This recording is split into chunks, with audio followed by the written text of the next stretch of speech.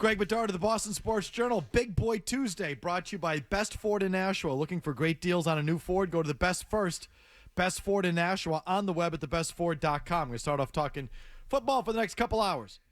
Most of the day, frankly. So if you want to join us, you may at 617-779-0985. We'll take calls with Greg coming up. But first, Mazz, you have a thought? I do, yeah. No, I popped into the post office on the way here today because I had to mail something. The guy working there, very excited about Big Boy Tuesday. He wants to know. He wants to know from the big fella what he saw. Very excited. What did you see on film, big boy? I will start here with the Patriots. In terms of, and this isn't going to satisfy a lot of people, because they're going to want to talk about the big things, the offense, Drake. In terms of ranking my disappointment level with what I saw on Sunday out of the Patriots, I would say, number one, Mike Vrabel. I didn't think he had this team ready to go. I raised these concerns during training camp. I pointed out that he was 0-3 in his last three Titans season openers. Couple of really underwhelming performances. Got killed by the Cardinals once. This is now 4 in a row. He has to take ownership of that. Now, I will say, maybe he has the long game in mind. 17 games. I'm not worried about hitting week 1 and running the hills and, sort of like Gerard Mayo did. Like the Patriots last year, a year ago, were much more ready to go week 1 than these Patriots. Didn't work out well for Gerard Mayo. Perhaps Mike Vrabel, given his experience and as a player, maybe he has the whole 17 games, 18 weeks, late bye, all that stuff in mind. I don't know. Veteran, some veteran players. So number 1 was Mike Vrabel. Number 2 was the special teams. They were a train wreck. And when you're talking about a team that's going to have to win in the margins for a little bit, you got to make the field goal. You can't have 2 horrendous punts. You can't have special teams penalties that ruin field position. Just can't happen. Week 1. And this was a unit that was good last year. Not a very good start. Number 2, I would say the defense. 9 pass plays over 20 yards. Number 3, sorry. But go ahead. So, because I added Vrabel at the last minute. No, Vrabel, special teams. I'm with you. I feel you. Number 3 was the defense. I expected more out of this unit. To give up 9 pass plays of 20 or more yards is embarrassing. I put a lot of that on Terrell Williams, the new defensive coordinator. I thought he came into this game like he wasn't going to get another chance to call another game ever. He threw the whole bag out there. And considering their level of practice, preparation, game reps, the unknown with a rookie at safety and Jalen Hawkins being put in a different position, no Christian Gonzalez, like, whoa, can we wait a minute? The first drive of the game, the first touchdown, it was 3rd and 11. Do you know what he called? I do know what he called. It's some sort of zone blitz where his D linemen were dropping back. The safety's flat-footed. I was talking about this yesterday. I hated it. Both defensive tackles were playing middle linebacker on 3rd and 11. Maybe 3rd and 5 because you think they might go for a quick hitter, get to the sticks. But 3rd and 11, you have Christian Barmore dropping back at middle linebacker? What the hell are we doing? Did Vrabel have anything to say about that yesterday? Or is he busy talking about the play caller and it being too complicated? He didn't mention anything about Terrell Williams. No. Defense, did he? No. Interesting. Okay, anyway, go ahead, Greg. So I thought that was, it's like Terrell Williams was operating off like a Cheesecake Factory menu for the defense. Like, can we just, they had, one time they ran both corners coming on blitzes. Like, can we chill the F out until they play some football?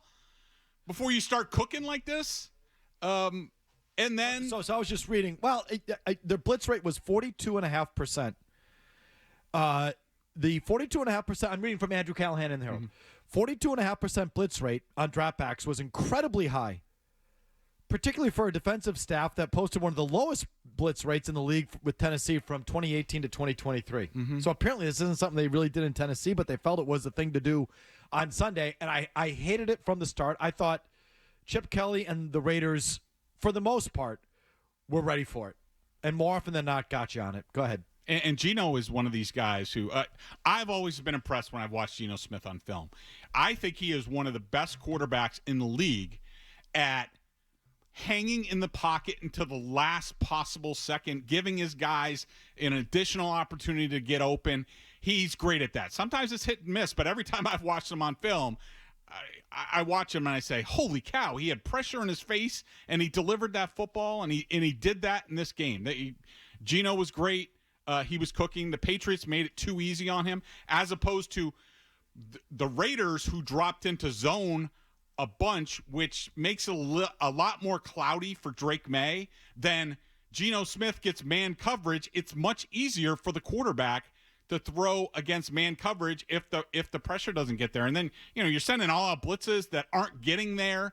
You're expecting somebody to break free. It wasn't working.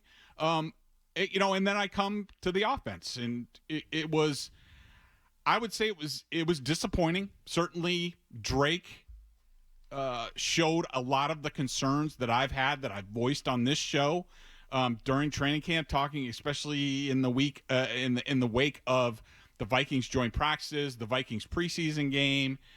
He's all over the place. His mechanics are all over the place.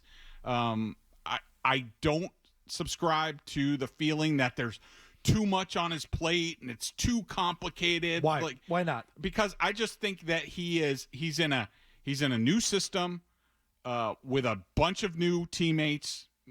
4 guys on the offensive line are new. He's getting used to this system, and I just don't think he's had enough live work. And including, this was the first ever time that he played started a season opening game. It's different, and I think that he is a puppy. He's still a rookie in my mind, and it's starting over makes it even worse. So I think the more he plays, the more he's in the system, the more he sees stuff in games, can go back on the film and say, oh, this is what Josh wanted me to do. 2-man route, high-low. I got to read this guy. I got to rip it in behind him if he goes this way. Like, that stuff is going to come in time. It's week 1 for a lot of teams, a lot of players. And I don't know if you looked around this week. The offense wasn't very good across the league. I mean, people can be up in arms about the Patriots. The Patriots are currently 12th in total offense. Now, you could say, in yards. Because I heard somebody, I don't know if it was Gasper last night, referenced, the Patriots finished 31st. And you could say some of it came in junk time. That's fine. But do you know how many? There's like 12 teams that didn't get to 300 yards of total offense this week. The Bengals, with Burrow, Chase, Higgins, they had 141 yards of total offense. So I think this is the new way of the NFL. All these teams are scared about injuries. Nobody plays in the preseason. You get to week 1, especially with new staffs. The Patriots don't have any film on the Raiders. They don't know exactly what they're going to do. It's going to kind of look all over the place. And now the question is, can they get better every week and improve quickly? Okay. I'm not totally with you on that. I expected more in week 1. They effectively 10 points, which is not enough against a bad defense. They missed a field goal, too. They did. Yeah, absolutely. Well, it goes back to the special teams. But fair enough, 13 points, 16 points against a bad defense. So they weren't bad on Sunday. Now we'll see whether they are truly bad. I just, I don't know how great the Raiders were on Sunday. I don't know. Guys were open and the quarterback missed them. So yeah. I don't think that there were a lot of incompletes there that weren't a result of good defense. A result of, scattershot quarterback play is what it was. But either way, back to the thing, Greg, you don't think they're putting too much on Drake Maye. How come Vrabel didn't immediately shoot that down when he was asked about it yesterday? I read it as this, and I could be wrong. I read it as, yes, the question was about Drake, but I think Mike answered it in terms of this was the first time out for this team, and I think he was talking in generalities about players in general. Like, did they do things in week 1 that they shouldn't have done? Putting Jalen Hawkins here and that, and it wasn't just Drake. I think it's their job as coaches especially after you lose a game like you did on Sunday, to question, all right, did we do the right things? Did we put these players in position to succeed? And that includes Drake Maye.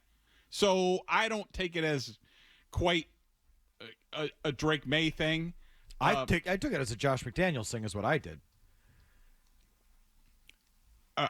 That's fine. I didn't see anything on film where there was too much on him. I mean, it's just his first time out in live action. Maybe if they played a whole half and tried to run some things in the preseason, maybe it would have been a little bit better operationally.